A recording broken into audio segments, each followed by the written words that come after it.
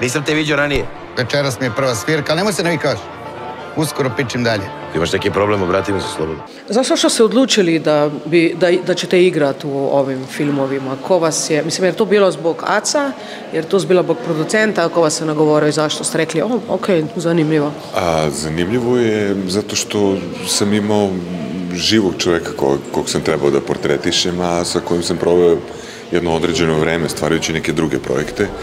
Tako da, pritom fizičke sličnosti nema, ali je to zanimljivo za glumca, ono što on može donese kao, ne mogu da kažem puka imitacija, jer nije imitacija, ali neki osnovni čovekov pokretač, odnosno energija koju sam trebao da isprocesuiram u tom liku, tako da mi je to bilo zanimljivo.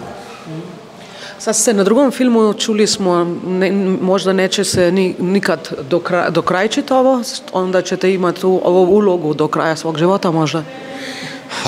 To se nikada ne zna, kao što su i rekli. Kinematografija ide u smeru u kom ide, tako da moguće, vrlo. A kako vam je Aca kad ste ga bolje upoznali? On je jedan sasvim, kako bih rekao, istinit tip, jer to otprilike što vidite i u medijima, što jeste, to je možda samo malo prenaglašeno u odnosu na to kakav je on čovek privatno. Znači, jedan čovek koji ne krije mnogo stvari i onako ne predstavlja sebe u drugom svetlu. Imali ste neki strah, rekao je da nije prije video film, nego tek na premijeri, jer vam bilo šta će sada biti, šta će reći? Iskreno da vam budem, ni ja nisam video film do premijere, tako da nisam imao samo strah zbog toga, imao sam strah zbog mnogo stvari, ali je sam film opovrgao bilo koji strah, tako da prošla je dobra premijera.